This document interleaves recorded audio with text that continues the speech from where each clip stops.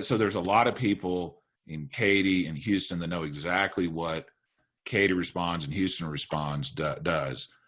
But for the people that aren't in Houston, that aren't familiar with what you're actually doing, walk us through what Katy Responds is actually doing. Because again, and this has become a recurring theme on the podcast, Katy Responds is taking substantive action to substantively help people. It's not just symbolic stuff that y'all are doing. So kind of walk us through the mission of Katy Responds, how you're funded, and what you're actually doing substantively to help people in the community. Our mission is to restoration of the home, restoration of the heart, and restoration of the family.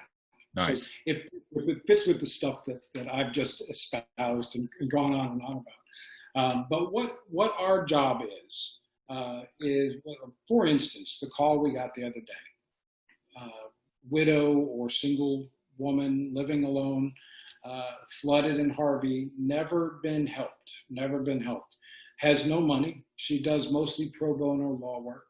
I mean, it was, I think, under 20,000 was her income last year, and trying to maintain a home, and it's just impossible. She can't help herself. Yeah. So we get connected to her, and God bless the city of Katy. They took the call and they sent her to us, and so what we'll do is we'll put her through some casework. Katy Christian Ministries has been helpful at helping us arm's length figure out if we can help these people, because we have to be careful of fraud, just like everybody else. So we'll go through and we'll do an analysis, or they'll do an analysis and say, yep, she's clear, you can help her. And we'll jump right in. We'll do an assessment. We'll evaluate. We're a construction company, Brian. We actually do the rebuilds. We buy granite. We buy lumber. We have crews out there running right now today in 4 hours. Yeah. So we'll go out and we'll do an assessment, figure out what the costs are. The time frame that we have from the assessment to complete funding is the struggle we have today. We've had resources like church grants. We've had resources from the United Way. The Presbyterian Church has been spectacular. But a lot of that's drying up. Brian, we're 2 weeks away from the 3-year anniversary. That's what I was going to say is this has been going on for a very long time, and we're running out of money, and the money is not unlimited. Yeah. So we have, that's part of the challenge that we have today, and why I, quite frankly, embrace this so well. Give us a little bit of a platform to stand up and go, hey, we're going to be realigning our social media message. We're going to be realigning our web presence and our volunteer presence. Quite frankly, we need our community to start helping us fund it. We can't reach out to the federal government. Yeah. We can't reach out to United Way. But up until now, we've gone for grants, and we would get approved, and within a couple of weeks, I would have a check, and I would begin rebuild, move people out or work around them. Typically, our jobs will take a month to 3 months, depending. We're dealing a lot with volunteers. We do our best to use volunteers everywhere we can. Yeah. Not in any of the important stuff, plumbing, electrical. But we actually have some that volunteer their time. So it's been a really, really big blessing to us. We have a great group of people. We need more. We've got a lot of jobs on the board, so we could use some help. But more than anything, we're going to reposition our ask. We need to do a better job of saying, here's one of our clients suffering. This is how you can help, right? Yeah. We're going to have to do a little bit of that, which is not comfortable for us. We're a construction company. We're not your typical. You're not used to basically holding your hand out and saying, we need money, right? Exactly right. So, you're used to making the money at a for-profit company. And, one of the things that really interesting to me, Ron, is there's all sorts of psychological studies that say, for instance, we've all seen the commercials of the starving children in Africa. If they show a picture of one child, there is a certain level of donation. Whereas if they show a picture of 2, 10, 100 children, the donations start dropping Like the more people are impacted, the less we are willing to give. And so one of the problems I think that you guys may be having is Katy was really, there were a lot of people that were really negatively impacted. And so psychologically, as a defense mechanism, a lot of people will just kind of try to maybe filter that out a little bit. Whereas if you do what you're doing right now and you tell specific stories about specific people, sure, that tends to really, those stories connect with people a little bit more, right? Completely agree with you. And that's part of the job that we haven't done good with. We have to do a better job of telling our clients stories to help them get home. Yeah. That's our job. And up until now, we've had a fairly easy ride. I've been not easy, don't get me wrong. Right. It's still a chore. We still have one staff person that's completely dedicated to grant writing and to reaching out. But you know what, Brian?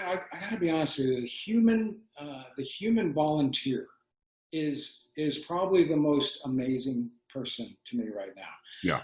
I had the experience, and as I slowly came on to our staff, they made me director of operations, and I was running a couple of sites, and I was not a fan of the idea of volunteering. I just want to go in. I have my hammer, I have my tool belt. I want to do the work. You got your crews. Yeah, they know what they're doing.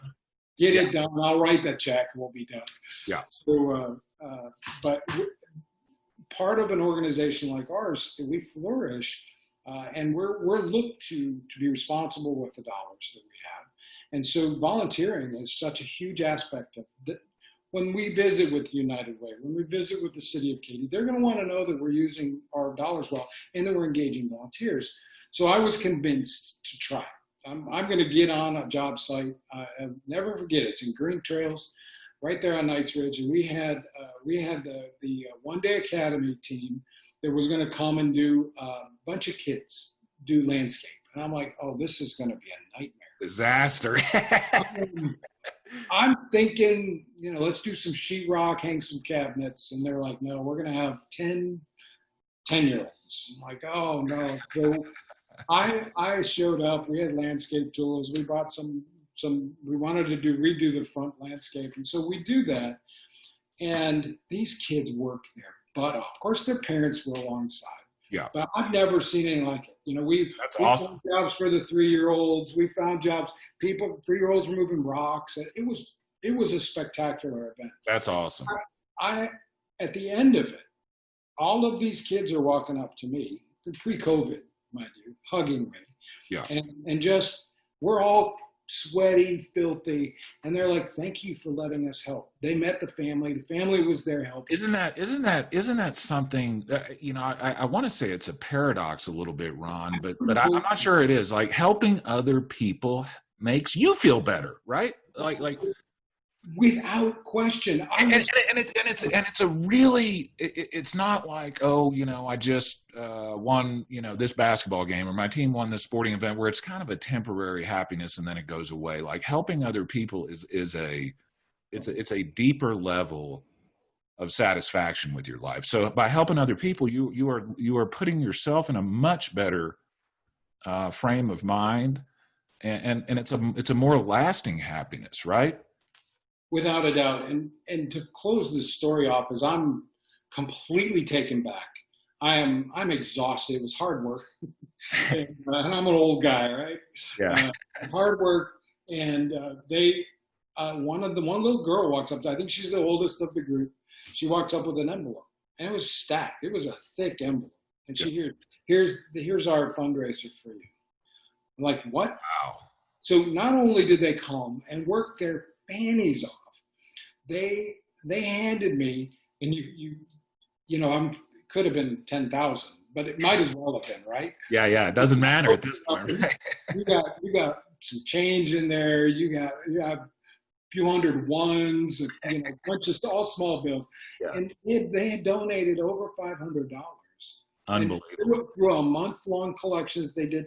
This is what I was so taken back. And so I am completely sold out for using our volunteers. I just, number one, it gives them the benefit of doing it. And quite frankly, they want to help us. if we've had volunteers show up and they're here's $50. I want to help this family use it, buy them lunch or whatever. So yeah, Brian, it's the most amazing. It's so different than the corporate world. Corporately, even the people that you're buying their product and they're taking you out to lunch, they're doing all of that. There's not that passion for what we're doing. I liked that part of my life, but I think people are missing it if they don't turn around and look at their neighbor and find a way to make a difference in their community. And we're doing it here.